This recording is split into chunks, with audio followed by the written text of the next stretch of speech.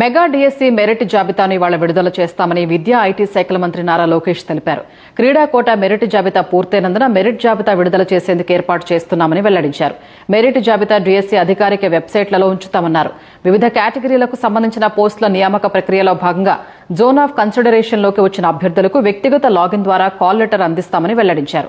అభ్యర్థులు సంబంధిత ఒరిజినల్ సర్టిఫికేట్లతో పాటు ఇటీవల తీసుకున్న కుల ధృవీకరణ పత్రం, గెజిటెడ్ అధికారితో ధృవీకరించిన 3 సెట్ల జిరాక్స్ కాపీలు, 5 పాస్పోర్ట్ ఫోటోలతో ధృవపత్రాల పరిశీలనకు హాజరు కావాల్సి ఉంటుంది.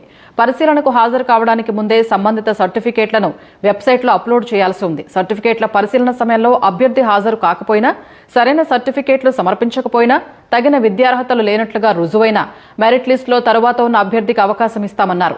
ఉపాధ్యాయ ఉద్యోగం ఇప్పిస్తామని దళారులు చెప్పే మాటలు, కొంతమంది సామాజిక మాధ్యమాల వేదికగా చేస్తున్న దుష్ప్రచారాల్ని నమ్మి మోసపోవద్దని మంత్రి హితవు పలికారు.